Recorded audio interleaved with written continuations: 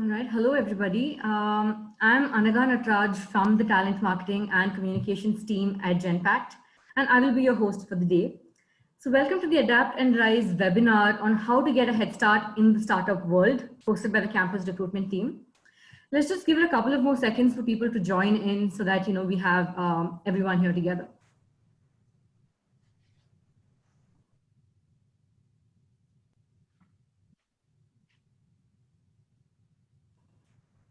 So while we were waiting, we ask that you take part in our poll.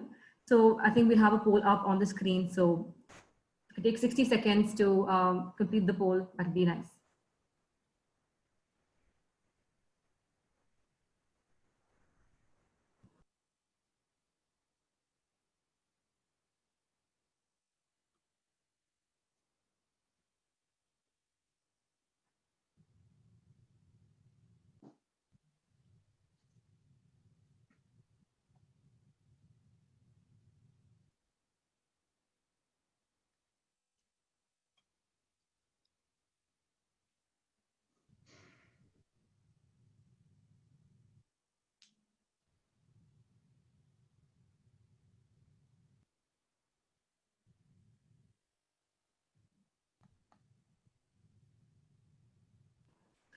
All right, looks like 67% of you are here just because you want to learn more about this topic. And honestly, that's great. That's why I'm here as well. We have fantastic speakers who are really experienced in this field as well. And we're positive that you'll definitely learn more about this topic. So this is the fourth webinar of the Adapt and Rise series. And previously we've done a couple of campus webinars as well. We did one on new ways of working in a new world. We did one on how Genpact is helping professionals, communities, and businesses thrive during this pandemic. And we actually did one on storytelling, which seemed to be a great hit amongst your peers. And now we have this one on startups. So let's go ahead and get started with the session. So before we move on, I would just want to cover a couple of housekeeping rules for everybody. So everyone is muted for best audio quality. We would love to hear from you and want to hear your questions. So please put in your questions in the Q&A tab and not in the chat box. It might get lost with all the comments there. So please put it in the Q&A tab. We also have two kinds of polls for you, and one would be on-screen polls, which will be on Zoom. We also have polls on menti.com. So we ask that you keep your mobile phones handy to visit menti.com.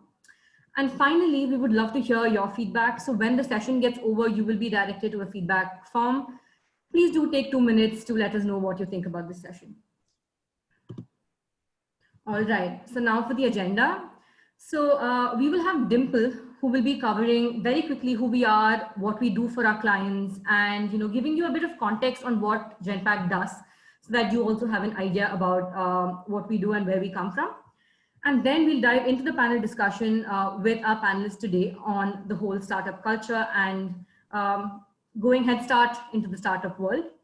And finally, we have a quick something for you to take back, which is our professional resilience campaign, which again will be covered later on.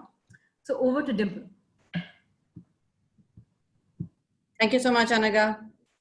Good morning, good evening, good afternoon, everybody from in India. Dimple signing in, and I know we've got panelists from across the world, but it's so fantastic to see now clocking in about 905 participants. It's not very often that you get to be on a webinar that has close to 1,000 people listening in. So thank you everybody, first off, for taking the time out, being here and being curious as you are about this topic. It's a topic that is often spoken about. There's enough and more written about it, but we hope as a panel group to make it interesting for you guys, especially because we've got on panel today those who have practiced this art, who've been there, done that. And so I hope that by the end of the hour today, you'll walk away with some really practical, straight spoken advice from our panel members. But before we get on with that conversation, I did want to give you a very quick view as to who we are, what do we do, and so you have a context of where we're coming from and what is the experience on the back of which we're talking to you today. Many of you may have already known of us. Genpact is a professional services company that looks to delivering digital transformation, digital-led transformation for our customers. And the customers we serve are top Fortune 500 customers across the world.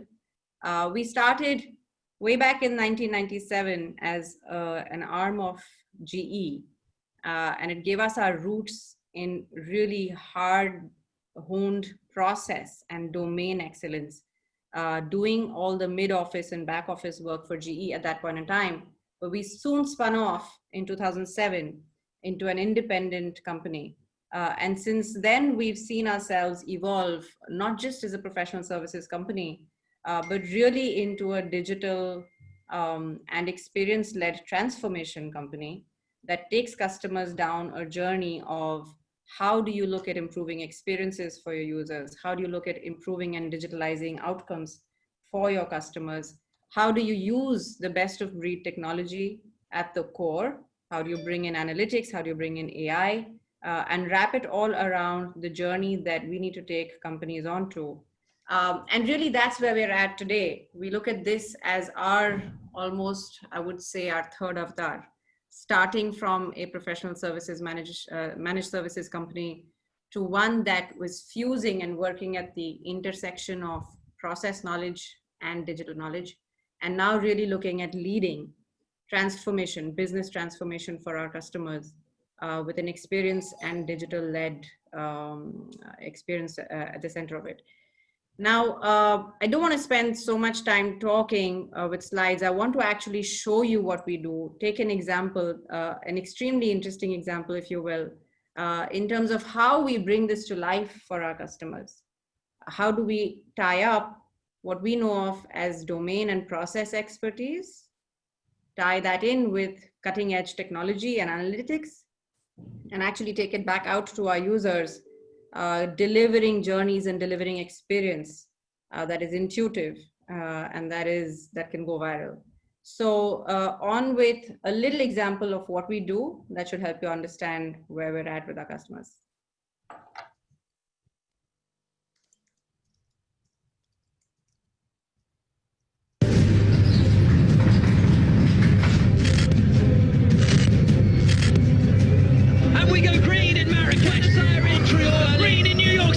We share a lot of values with Genpact. Being a top motorsport team, we are very much a data-driven business. You look at the car and the telemetry on the car, there's over 100 sources that we have to pull data through. It's all about excellence, innovation, and trying to get as many insights as possible from the data we collect. And it has to be precise and it has to be exactly right because every millisecond counts. In most races last year, the top 10 drivers at the end of qualifying were separated by less than tenths of a second.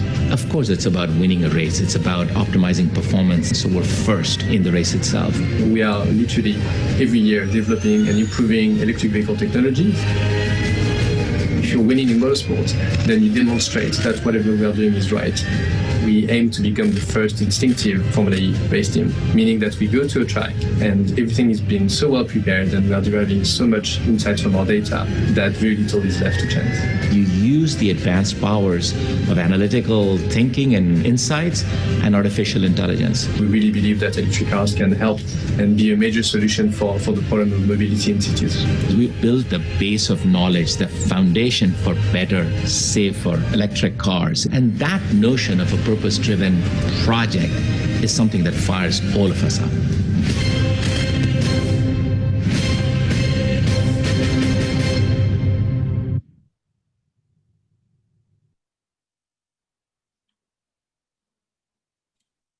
Fabulous. Thank you for that. And so I hope that gives you a really sneak peek into some of the work, some of the more exciting work that we do. I can imagine that Formula One is can set anybody's blood racing. But I do want to bring that back into perspective with saying, look, essentially what we're talking about is how do we combine knowledge of process, knowledge of running really large mid-office, back-office processes for our customers, but also taking digital, some of which we have kind of grown in-house, digital offerings that we may have grown in-house, but a lot of which that we have also partnered with an ecosystem that is full of startups, very innovative companies, or brought in into our fold companies that we would have acquired over this journey, and that has brought in the talent, the thinking, and the know-how of some of these technologies and these domain groups. Two of our panel members today, both of our panel members, in fact, today, come from this world. And we wanted, for this conversation today, we would have had no one better but Ross and Vikram to talk you through their experiences, because both of them have one thing in common, which is that they've been part of multiple startups, as also they've been part of a corporate culture. And they have, like I said, been there, done that. They've joined our family through different acquisitions of companies that we've made to build out our own skill set.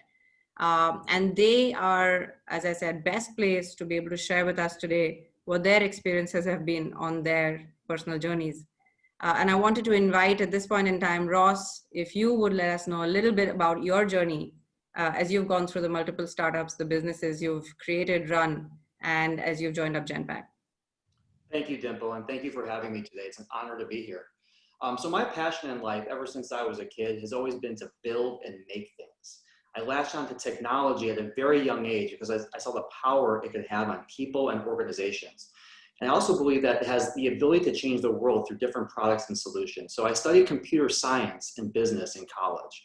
And as I was trying to figure out what to do, I always knew I wanted to be an entrepreneur, but I wanted to get some real world experience at a large company before I made that leap.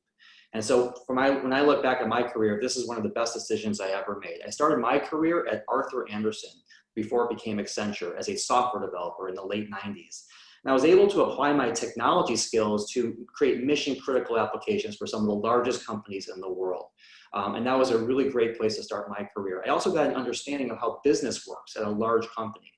I left Andersen after about 3 years with that business and technology foundation when I was about 25 years old to start my first software development company, Wired Matrix. Our focus at the time was e-commerce. This was during the dot-com bubble. And we were able to help many of the large startups create their dot-com infrastructures in that time period. After about 3 years of growing Wired Matrix, our company was acquired by a spin-off of Andersen. And the reason I decided to sell the company at that time is because I still felt I had more to learn about growing and scaling a technology services company. One of the things we're going to talk about today is to never stop learning and growing. If you feel like you're not learning, you got to pivot and do something else. So I spent the next 5 years at this other company, learning, growing, watching how this company was growing and scaling itself. And I had some really great mentors. That you have to seek out great mentors in your career because they will shape you and they will pay dividends for you later in your career. And in 2007, after 5 years, I left to start Rightpoint because I saw a convergence happening in the industry. A lot of the large technology services companies were buying design shops. And a lot of the large marketing and services and design companies were buying tech shops. And they were all converging and trying to become that experience-led transformation business. So I left and started Rightpoint with that primary focus. And our vision has really shaped the company we are today and how we work with clients. We have this fundamental belief that every company is either an experienced company today or will need to reinvent themselves to become one. Because we believe experience is the fundamental product or service our clients are selling, no matter what industry they're in or what goods or services they're offering their customer. And the determining factor as to whether an organization will thrive or quickly become obsolete in their market is whether they view experience as the fundamental and maybe the final competitive advantage for their business. So this vision and mindset has shaped the business we are today. And in 2007, after 13 years of being in business at Rightpoint, we were acquired by Genpact. The reason we decided to join Genpact was because of their incredible breadth and depth of capabilities across digital transformation and process reengineering. So we are a part of Genpact today. We are the experience arm of the Genpact business, and we focus on customer experience, employee experience, IoT, mobile, and commerce. So very excited to be here today and share my story and answer some of your questions. I'll hand it off to Vikram to kind of talk about his story now. Ross, thank you. Tough act to follow, but I'll introduce myself. Vikram Mahidhar. I joined Genpact similar to what Ross did, which is Genpact acquired our company called Rage Frameworks, which was an AI machine learning company. This is about three and a half years ago. But my journey is actually very similar to Ross's journey. Started my career at Accenture, went to Deloitte. And there's something, and spent a decade there, by the way. And there's something, telling here, which is entrepreneurship is not all about, I want to go and start a business tomorrow. It's also about, in my mind, it's about two things. Number one, you need to be really passionate about something that you think will really change the way world operates or the way customers operate. And second thing, you need to really have a knack for how to really commercialize it. Okay. When I came out of school, I was an engineer. I had a business degree, but really speaking, I had no idea how to commercialize things. Okay. I had a business degree in finance, but I did not know how to commercialize something in the market. I learned that by launching my career in professional services. I got a breadth of experience, learning about different fields. And then I stumbled into, AI machine learning. I mean, I used that in my school projects and whatnot, but then I had forgotten about it and I stumbled into it. And then, it looked like a very powerful set of techniques that can change how businesses operate. And I took the plunge. We created Rage frameworks, and that led to us automating a whole bunch of business processes that were either executed manually or not executed. And what could be a better place than Genpact for Rage frameworks to be part of? And here I am.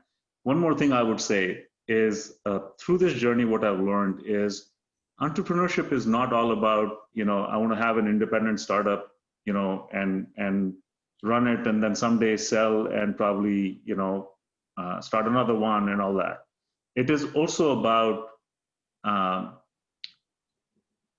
what can you do? What are you passionate about and what can you commercialize? And can a large company like Genpact offer you that opportunity? And the answer to that is yes. And we'll talk more about it. But that's how I would think about it as I go forward in terms of entrepreneurship. So Dimple, back to you. Fantastic. Thank you so much, both of you. Thank you so much. And to the audience, I did want to add just a word about myself and also how I have gotten to know Ross and Vikram. Look, I'm Chief of Ops for Digital at Genpact. I work very closely with leaders like Vikram and Ross in creating the fabric of digital. What is our strategy? Where do we go next? How do we work? What's our way of working? How do we set up the business? And really, while I haven't been in the kind of startups, I haven't built the kind of businesses that perhaps Vikram and Ross have spoken of as standalone businesses. But we've done exactly the same in Genpact, which is as we built digital as a business inside of Genpact, for me, it was like a startup inside of a mothership.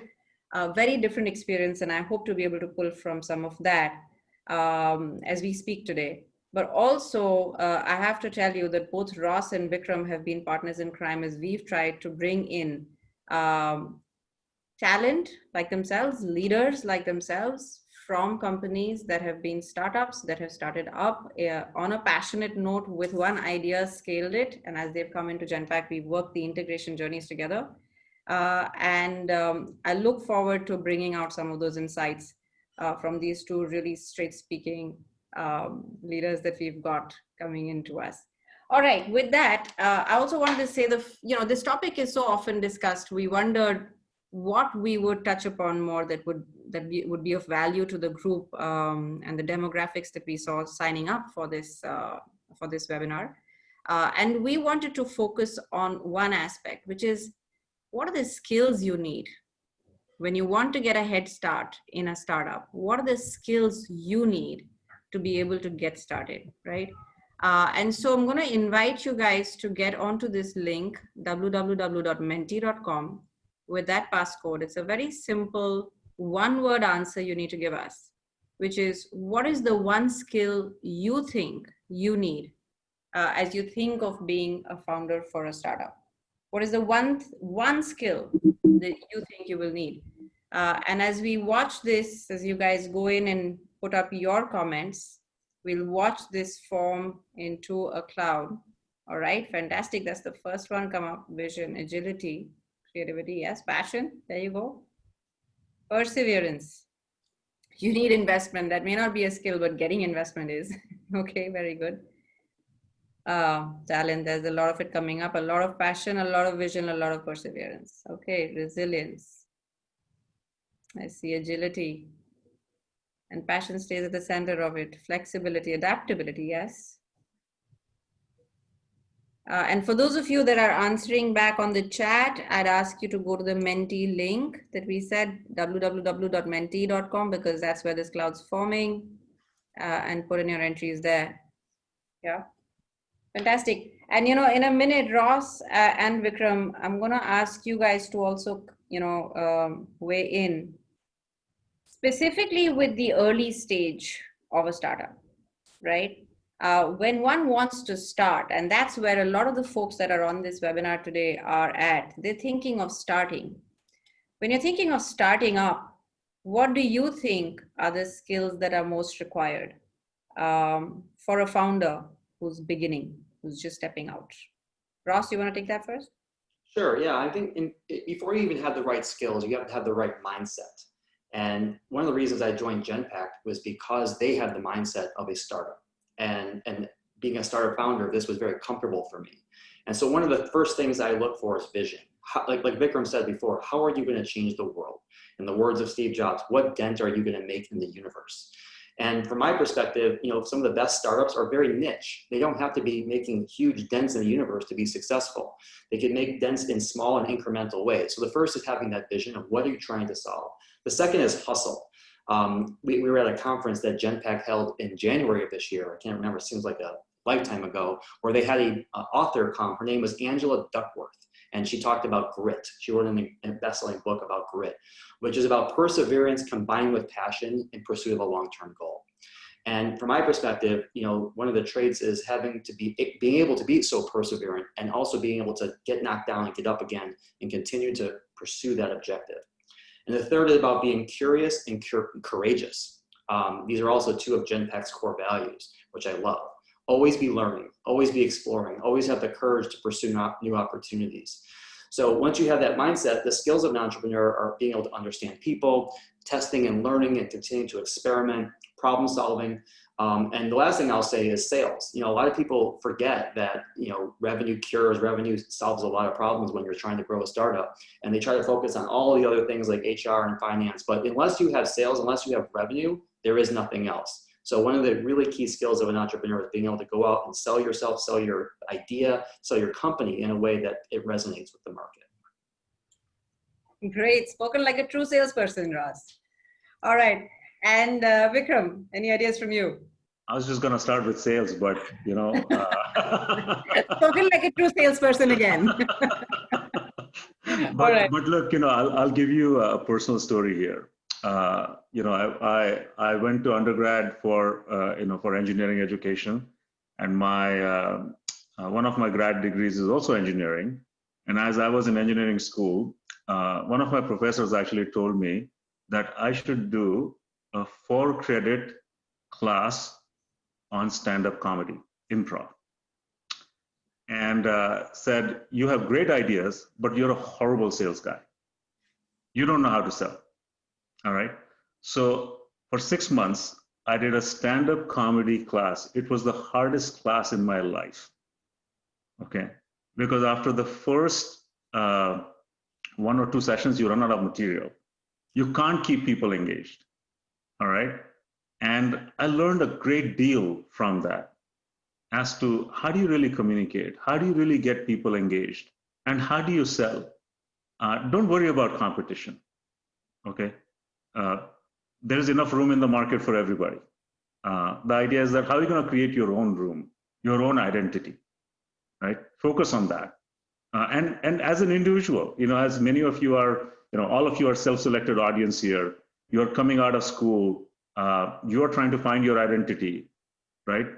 Focus on that as to who you're going to be, what are you going to be known for, right?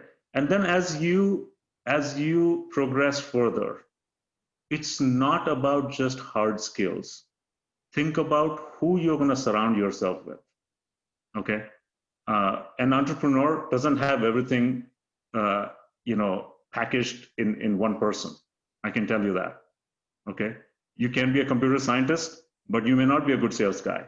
You can be a fantastic, person who can raise capital, but you may not be a good engineer.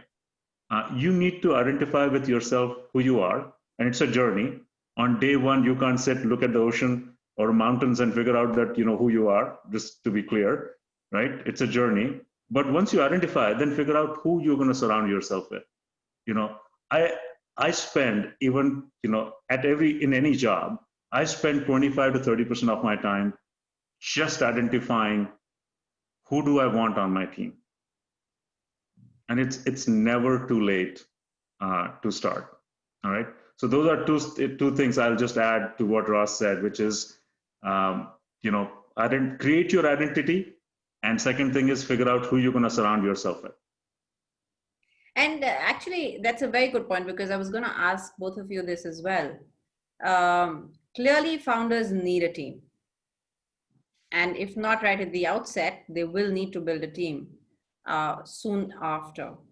What advice would you give to folks that are looking to start out? What kind of team? Just as you've said, and both of you had that in common, right? Both of you said, be able to tell your story, be able to sell your product, be able to sell your idea. Yes. But what else would a team be needed for? And what would be a dream team for a founder starting out? Vikram, do you want to start? Well, in my mind, there are only two kinds of people that you need, and no offense to anybody else, but, it's either you're a creator or you're a seller. Okay. At least in the early stages of the startup. I'm not talking about scaling. Okay. But, those are the two skill sets. And many times what ends up happening is while selling is important, sometimes you may end up getting ahead of yourself by hiring too many salespeople and not have much to sell, and vice versa.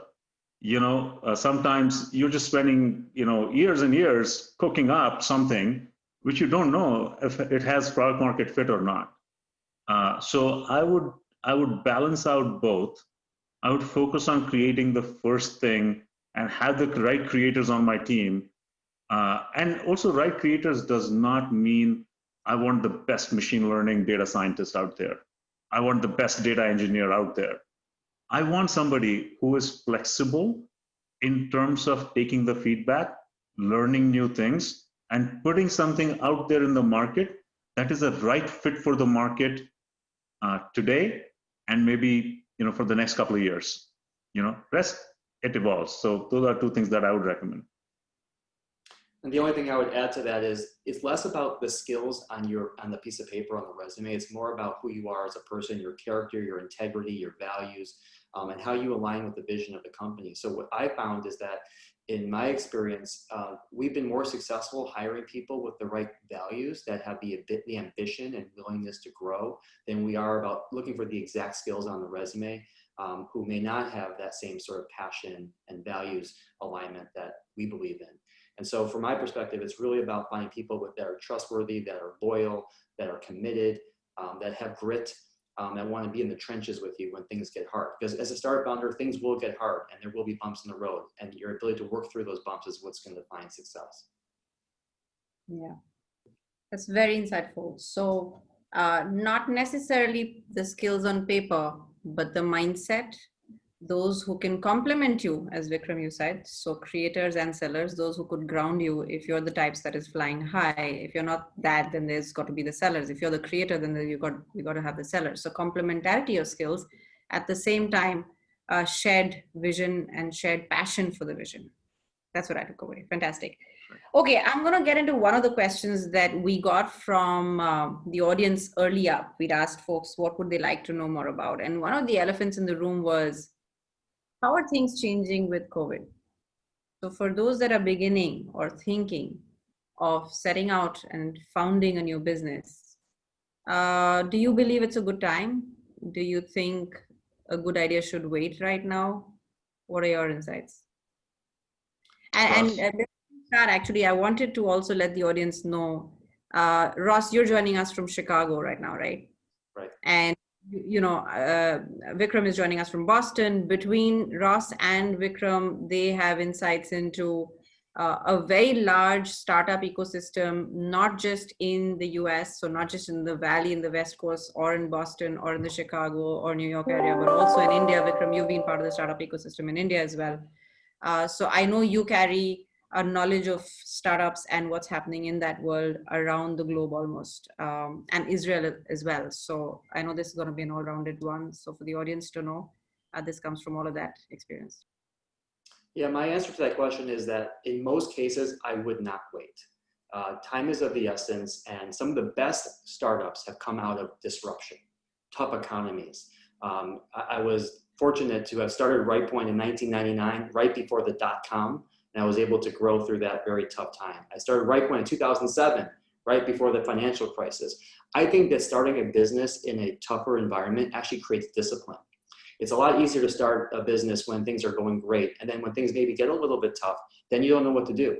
And so I think that having a business that starts in a time of disruption, a time of transformation, which we're in right now because of COVID, is an important way to start. It's a good place to start. And so unless you're looking at a business in the airline industry or hospitality or restaurants, these are some of the businesses who have gotten hit so hard, and these are not coming back anytime soon. Those are maybe the startup founder businesses that I would start to stay away from right now, because those are going to be economies that are just going to lag. But for the rest of the industry and industries where they are still growing, I definitely think there's never a better time than the present. No, I agree. I agree. Particularly, I mean, this is once in a century kind of a event or a year that we are living in. And if you really think about the massive shifts that are happening, doesn't matter where you are in the world, right? How customers are behaving is changing dramatically, right? Right from patient care that is moving inside people's home. People want to get on Zoom with their doctors, or point of sales is moving inside people's houses. Now it's no more stores. People just want to order online, everything online, and so on and so forth. I mean, there are lots of huge changes that are happening. And I think that when there are such big changes that happen in terms of demand, consumer demand, that leads to so many opportunities. And it may not be clear to you. And the opportunities, by the way, not just on the consumer-focused startups, business-focused startups. I mean, every business, every CIO I speak to every week, everybody's changing how they operate, okay, in some shape or form. Question is, what is that opportunity that you're going to go after, right?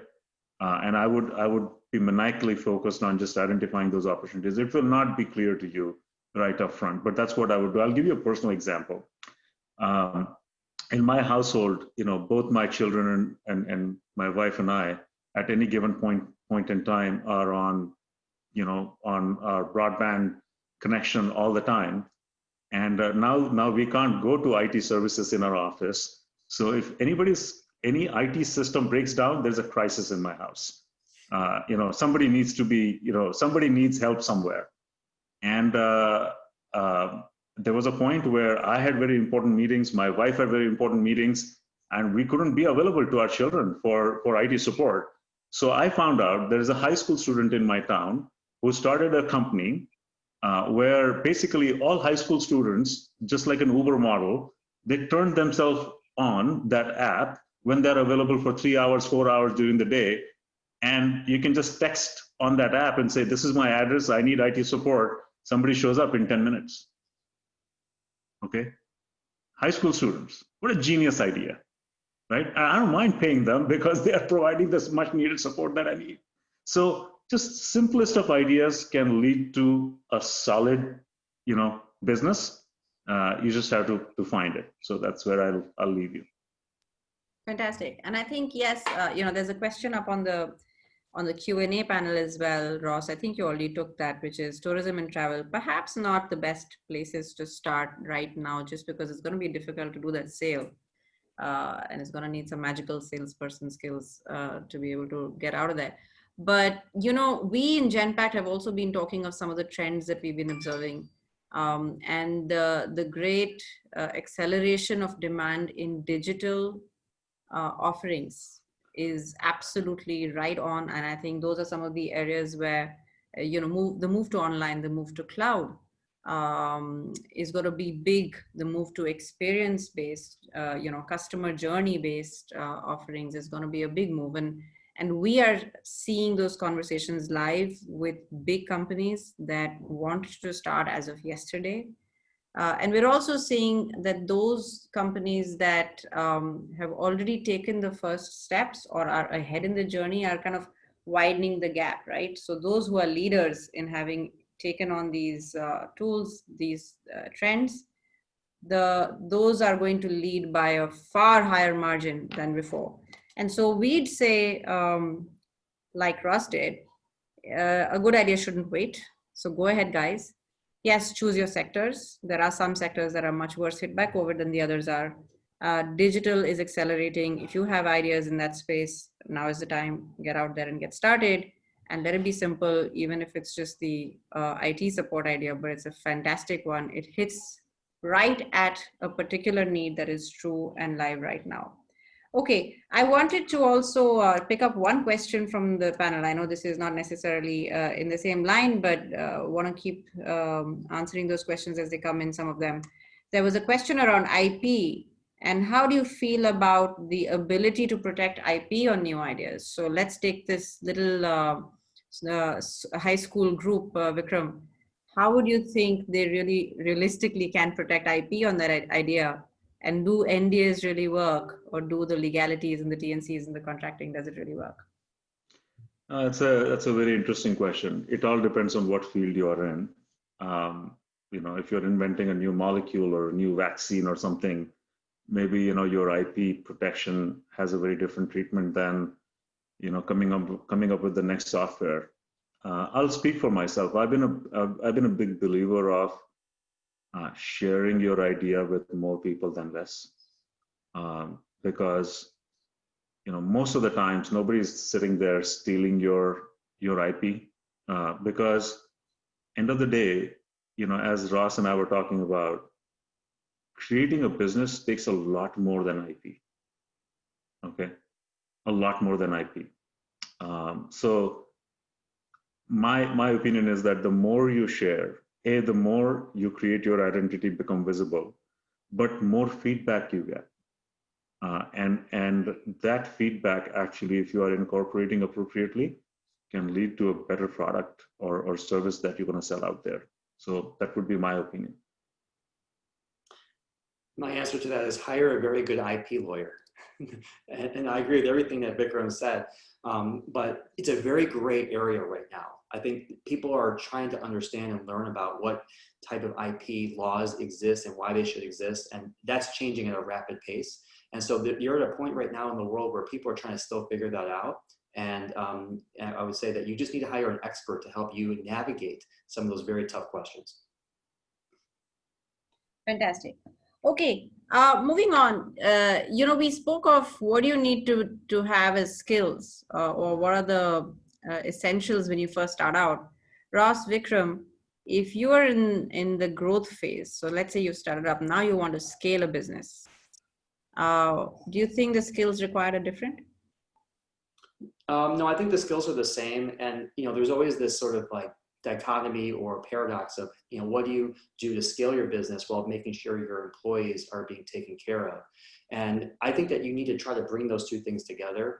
I think with growth comes opportunity for people. And you got to be able to make that connection between what that long-term opportunity is for the company and what that long-term opportunity is for your people. I would never ask anyone on my team to do anything that I wouldn't do myself.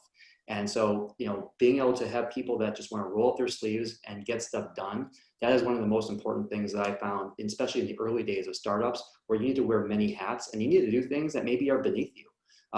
You know, I can't tell you how many times I've worked with someone who didn't want to work on something because they felt it was beneath them. Those are people I don't want to have on my team. I will roll up my sleeves and I will do whatever it takes to help the company get to the next level. And so from my perspective, it's about being opportunistic. It's about helping your team understand how the long-term goal and what we're working on today is going to help them in their career as they move forward. Fantastic. Vikram, anything? Yeah, no, I agree 100%. I think I mean, the most important thing is in terms of scaling, you also have to learn how to step back at every stage and evaluate and say, you know, I was able to scale from 0 to 50. Now 50 to 150 requires a different kind of scale. And that may require infusion of different skills, different operating model, sometimes actually redoing your entire product, okay? Entire product, and you shouldn't be shy of that. Redoing does not mean that you're throwing away what you built. It just means that, you know, it should be adaptable to the current times, you know. And you know, Dimple talked about cloud, for example. You know, 7-8 years ago when we built our product, it wasn't built on cloud. It was built for on-prem kind of use cases. But now if you have to build for cloud, you probably have to re-platform it. You have to completely re-look at it. And you shouldn't be shy of it. And then if that requires for me to have a different engineering team or different mindset or infuse a new set of talent, you shouldn't be afraid of that either.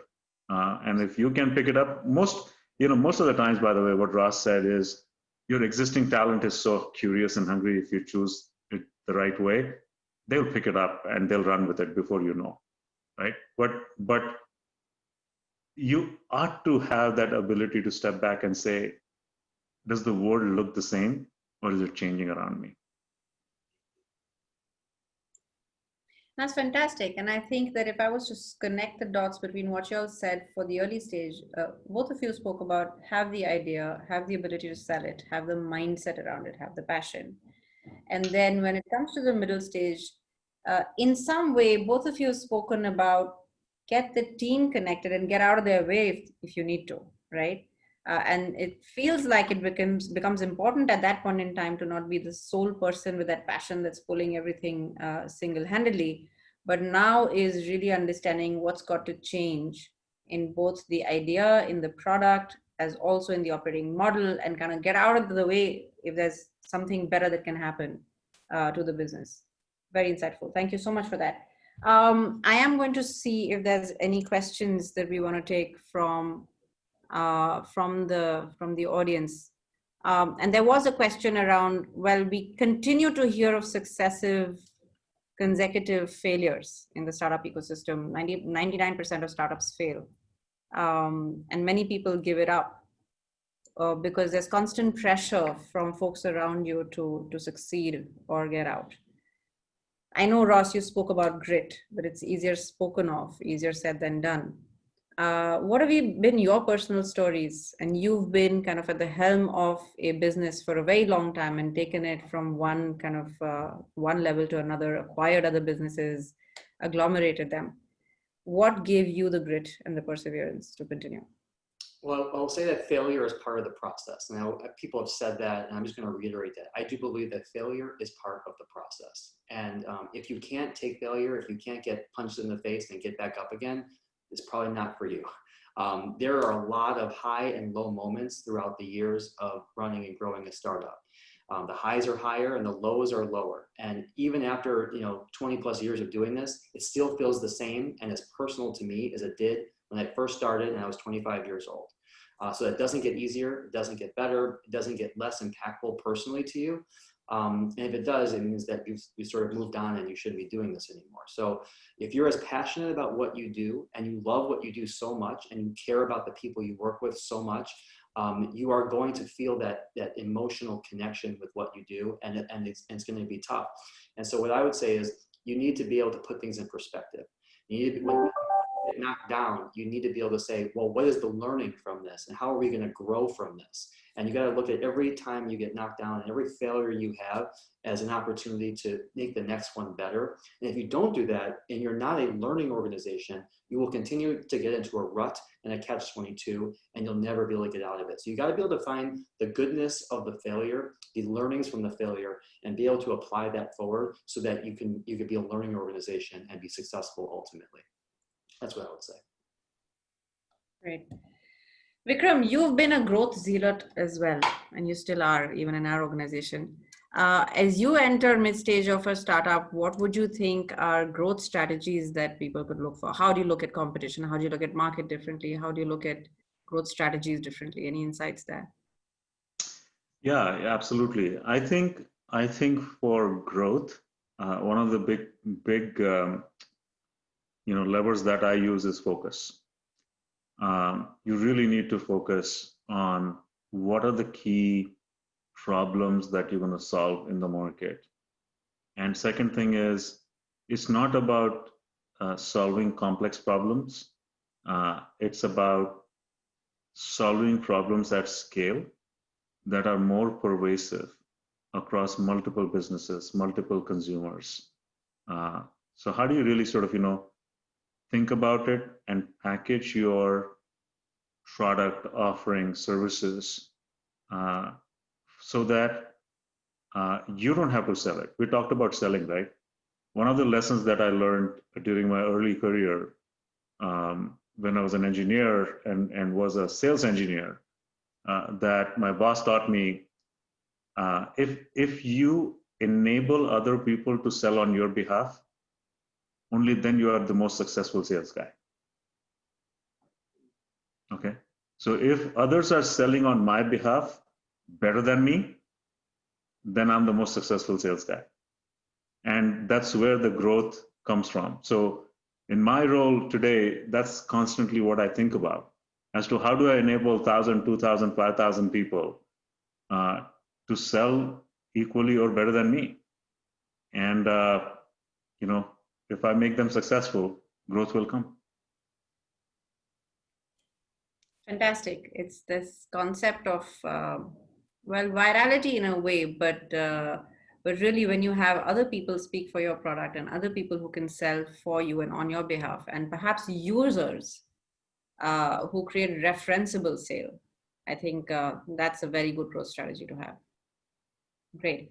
Okay, I do want to also, get back to one of the things that Anaga spoke about at the start of this session.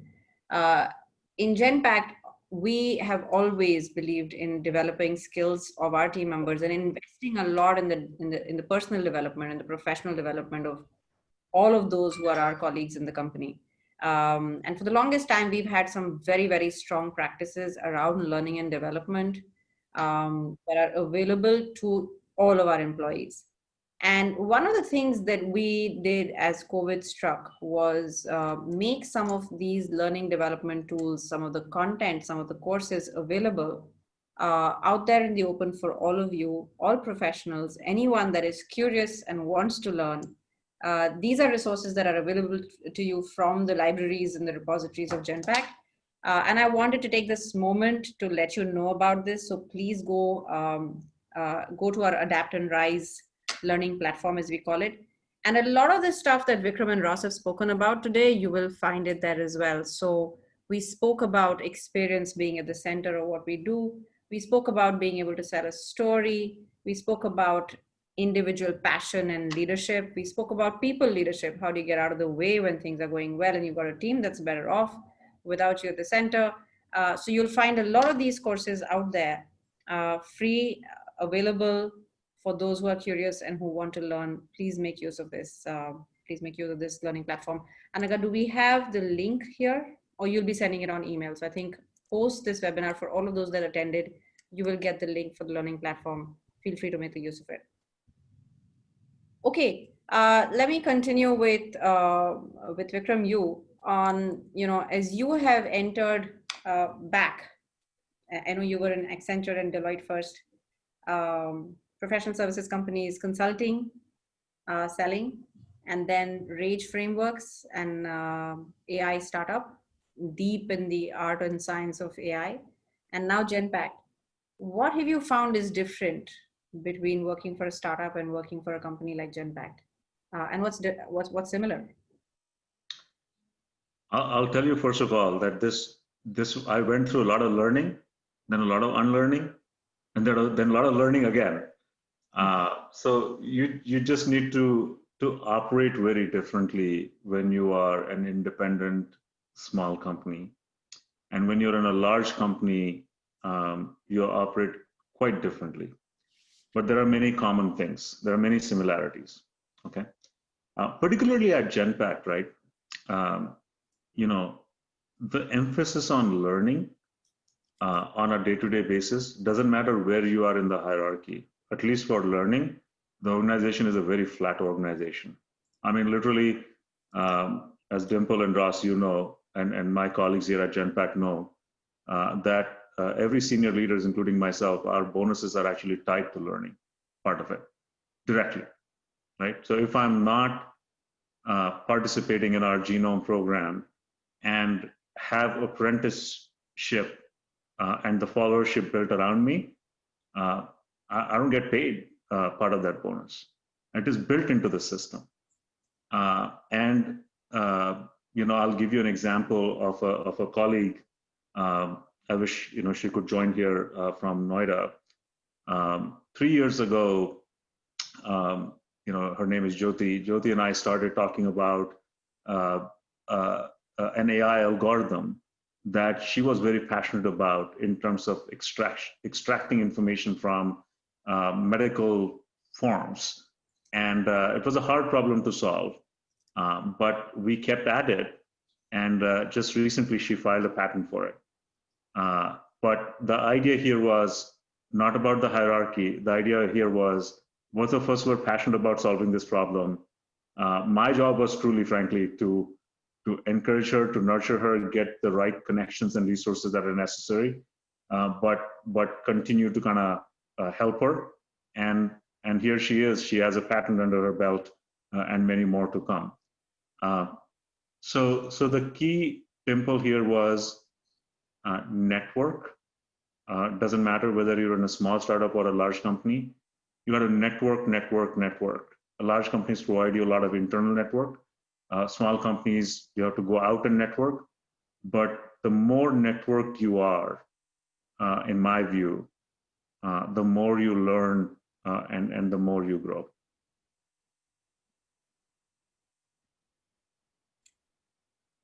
Ross, what about you? What has been your experience?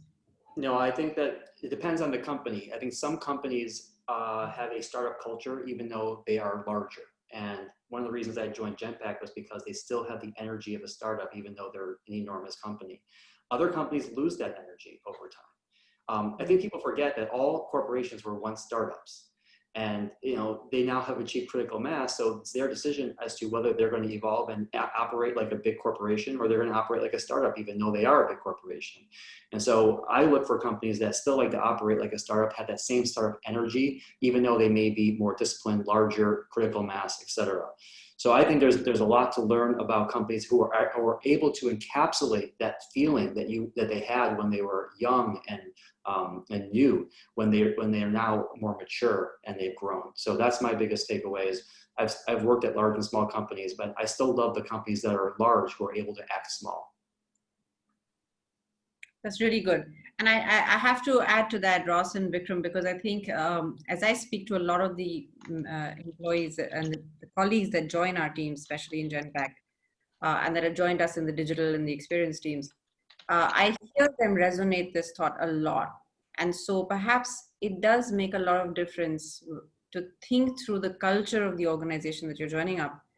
You might think that you're joining up a large organization, but that culture inside may be very startup-ish, and it gives you all the goodness, all the agility, all the speed, all the passion, all the, hey, best ideas count. You know, you've got the voice, any good idea can go up. It's a very flat hierarchy.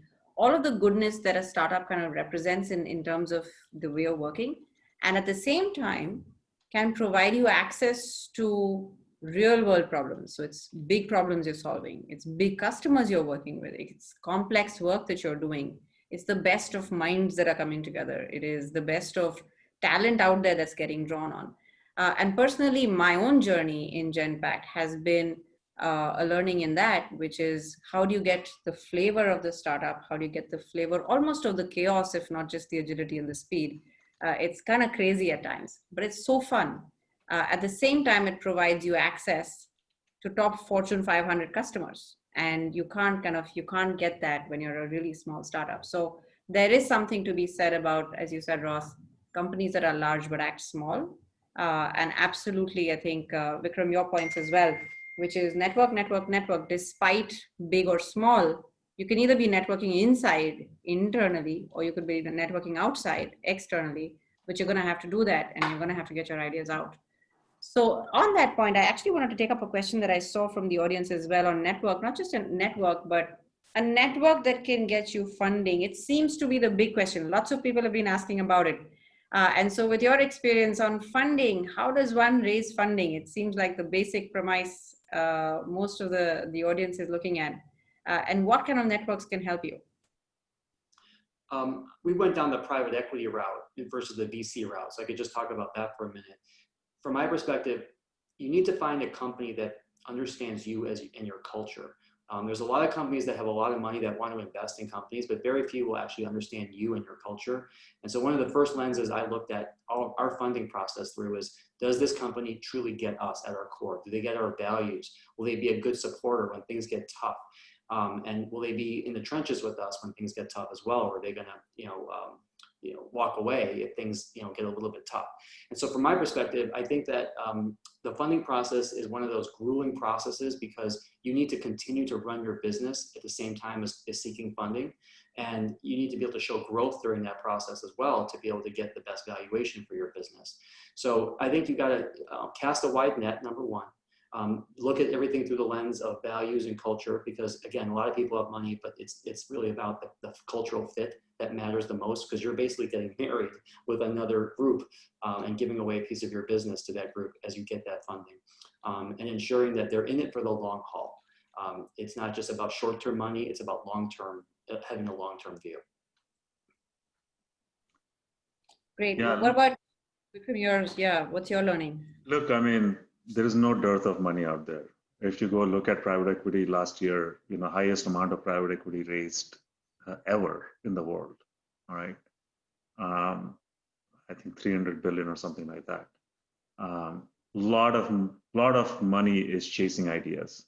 In the investment world, they say that money is cheap. Ideas are expensive nowadays. But the reality is, it's not that people are throwing away money either, just to be very clear, right?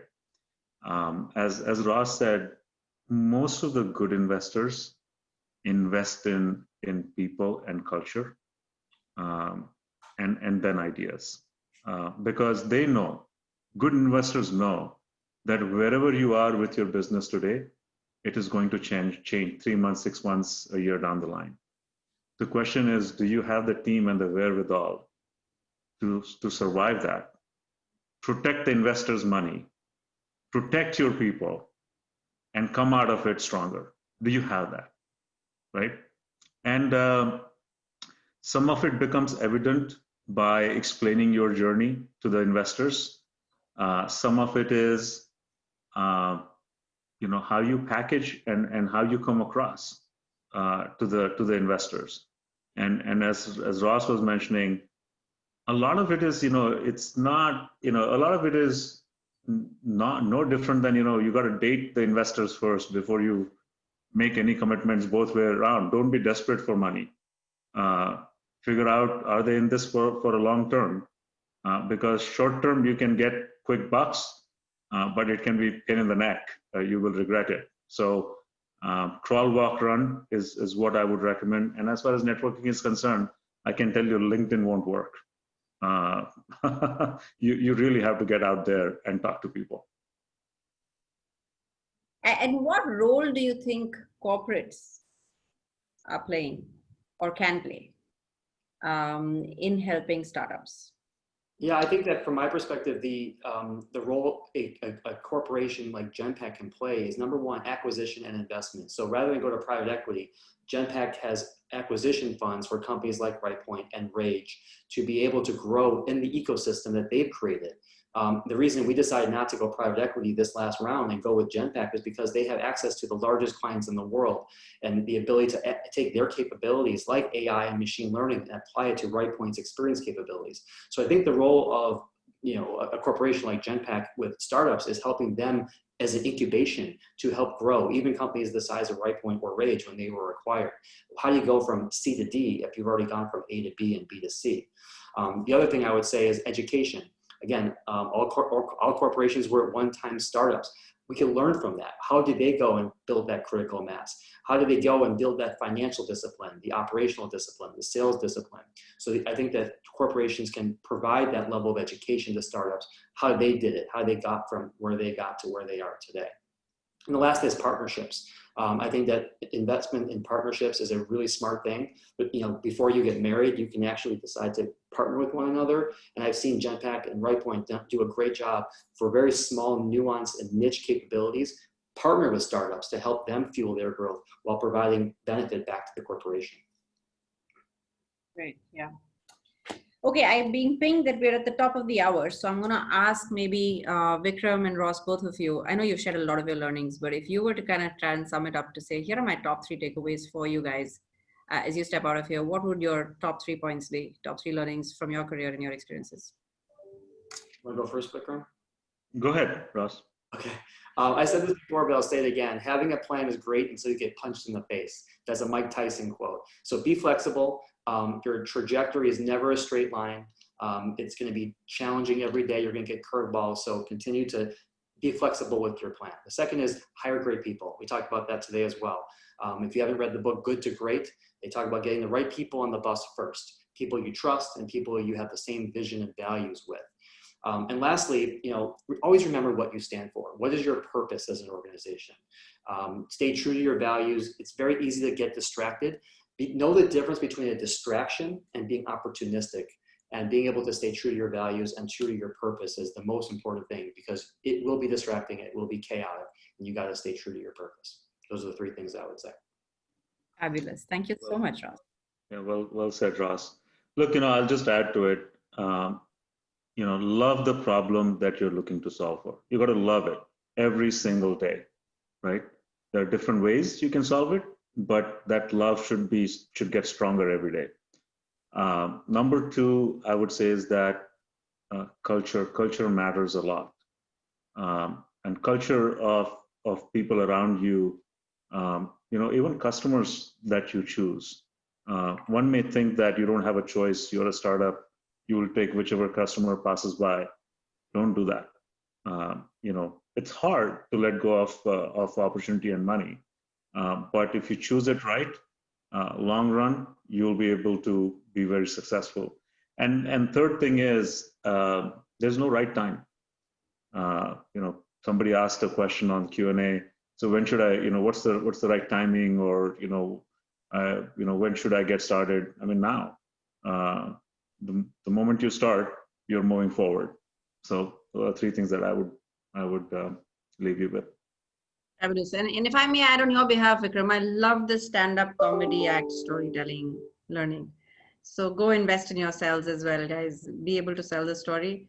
And for those of you that are lucky enough to get the stand-up act or a course that can train you, great. Unfortunately, we don't have it as part of our Adapt and Rise curriculum on Genome, but I'm going to take that back as an idea.